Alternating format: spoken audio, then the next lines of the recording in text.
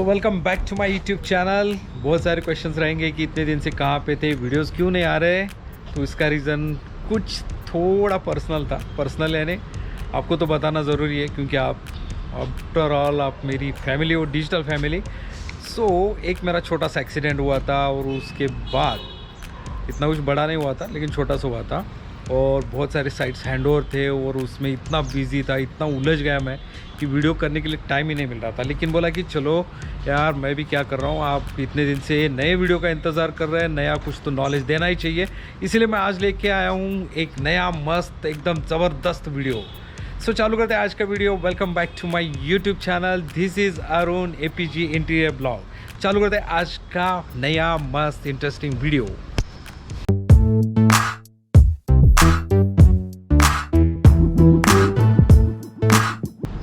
So guys आज का topic है, जैसे आपने थंबनेल पे देखा ही है कि design and execution process of interior work. ये जो वीडियो ये दोनों के लिए भी बेनिफिट है। किसके लिए? क्लाइंट के लिए भी और जो नए डिज़ाइनर्स हैं उनके लिए भी। क्यों? तो एक एक पॉइंट हम एक्सप्लेन करते हैं आपको। सो पहला पॉइंट है, always listen clients requirement. Client की रिक्वायरमेंट हमेशा आप सुनो। एक डिज़ाइनर वही अच्छा होता है जो एक गुड लिसनर होता है, क्योंकि जब तक आप उनके रिक्वायरमेंट्स, उनके आइडिया समझ के नहीं लेते हैं तब तक आपको डिज़ाइन करने में या एग्जीक्यूशन करने में हेल्प नहीं मिलेगा। क्योंकि डिज़ाइन रिक्वायरमेंट्स ये जो होते हैं ये क्लाइंट के ऊपर डिपेंड करता है कि क्लाइंट चाहता क्या है। इसी के ऊपर हमें पूरा डिज़ाइन वर्क करना पड़ता है, कॉस्टिंग बनाना पड़ता है और एग्जीक्यूशन भी करना पड़ता है। सेकंड पॉइंट है मेरा, टेक एक्चुअल साइट मेजरमेंट्स। यानी जब आप क्लाइंट के रिक्वायरमेंट्स समझ लेते हो उसके बाद अगली चीज़ होती है कि साइट के मेजरमेंट्स लेना बहुत ही ज़रूरी है। क्योंकि जब तक आप साइट के मेजरमेंट्स नहीं लेंगे तब तक आप उसका डिज़ाइन या ड्राफ्टिंग नहीं कर सकते। तो सेकंड चीज़ है साइट के मेजरमेंट्स लिया कीजिए। थर्ड पॉइंट है मेरा, try to get clients all requirements in available space.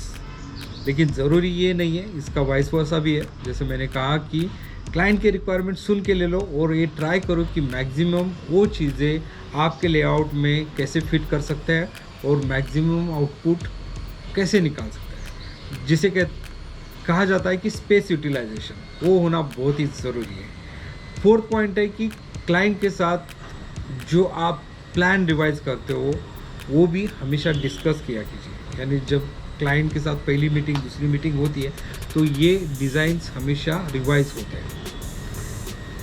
ये डिज़ाइन फाइनल होने के बाद, यानी जो बेसिक अगर लेआउट आपका फाइनल हो गया, बेसिक लेआउट का मतलब क्या है? बेसिक लेआउट में आपके हर एक फर्नीचर या जो भी इक्विपमेंट्स या जो भी आइटम्स आने वाले हैं उसके पोजीशंस फाइनल करना, इसे कहते हैं बेसिक लेआउट। जो बेसिक लेआउट में करना बहुत ही ज़रूरी है और उसके हिसाब से आपको एक अप्रॉक्सीमेट एस्टिमेशन कॉस्टिंग बनाना पड़ता है, क्योंकि क्लाइंट को अंदाज़ा आना चाहिए कि मेरा कॉस्टिंग कितना जा रहा है। तो ये बहुत ही मैटर करता है। एस्टिमेशन, बिना एस्टिमेशन के काम आप कर ही नहीं सकते हो या क्लाइंट आपको काम भी नहीं देगा, और क्लाइंट को ये पता रहना बहुत ही ज़रूरी है। तो एस्टिमेशन बहुत ही ज़रूरी है। एस्टिमेशन बनाते समय हर एक चीज़ आप स्पेसिफिकेशन में दीजिए।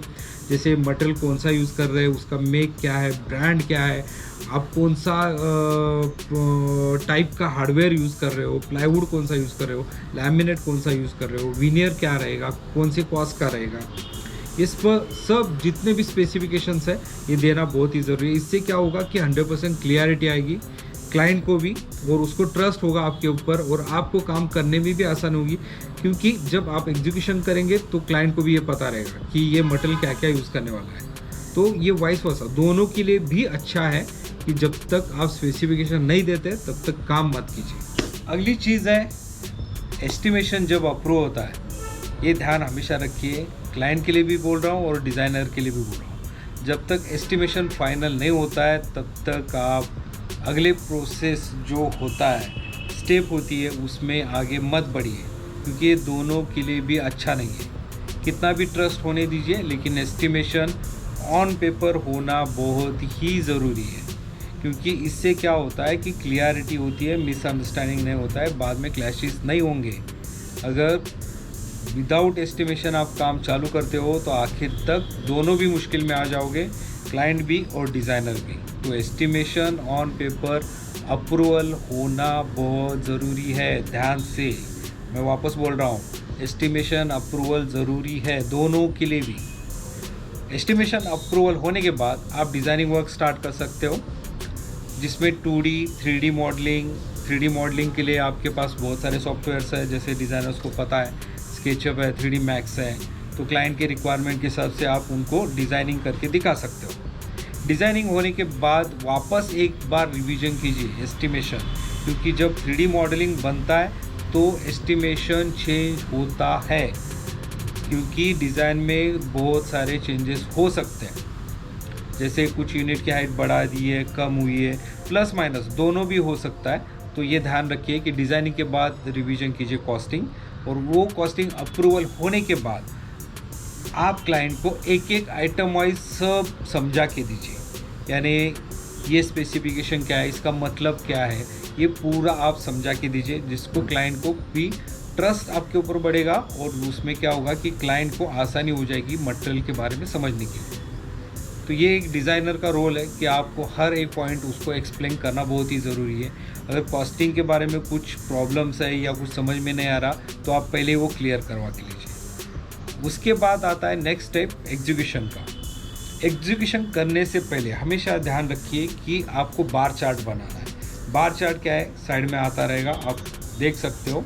इसका एक डिटेल मैंने वीडियो शायद नहीं बनाया, बनाएंगे हम उसका वीडियो।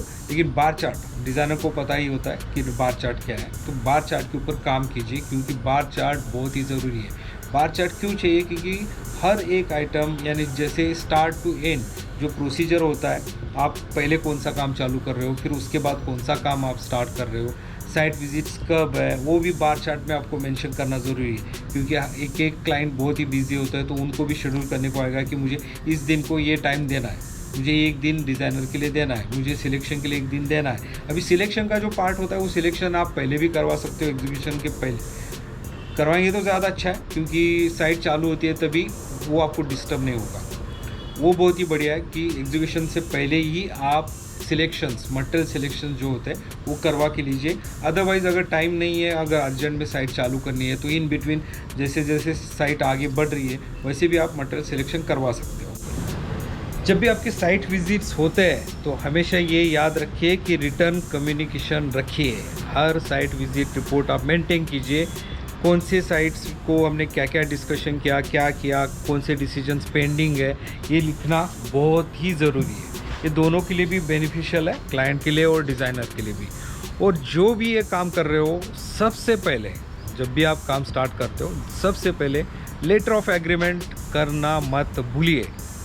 कोई भी हो, रिलेटिव्स हो या फ्रेंड हो या कोई भी हो, इट्स अ प्रोफेशनल थिंग, उसमें बुरा मानने की ज़रूरत भी नहीं है। तो पहले हमेशा लेटर ऑफ एग्रीमेंट मेंटेन करो, उसमें आपके नॉर्म्स, आपके रोल्स क्या क्या है वो पूरा एक्सप्लेन कीजिए। ये ज़्यादा बेनिफिट है, बाद में क्लैशेस नहीं होंगे, और ये रिलेशन जो है आपका, अगर अच्छा रिलेशन है, वो अच्छा रिलेशन हमेशा के लिए वैसे ही रहेगा, क्योंकि return communication is the very strongest communication. तो हमेशा ये याद रखिए। आशा करता हूँ कि आपको ये आज का शॉर्ट एंड स्वीट वीडियो अच्छा लगा होगा। अगर फिर भी आपके कुछ क्वेरीज़ है तो ज़रूर कमेंट करके मुझे बोलिए। अपनी डिजिटल फैमिली बढ़ती जा रही है, and thanks to all guys आपको कि आपने इतना अच्छा सपोर्ट दे रहे हो। सब्सक्राइबर्स दिन ब दिन बढ़ते जा रहे हैं। Thanks a lot. तो फिर मिलते हैं ऐसी इंटरेस्टिंग वीडियोज़ में। So tata, bye bye, take care.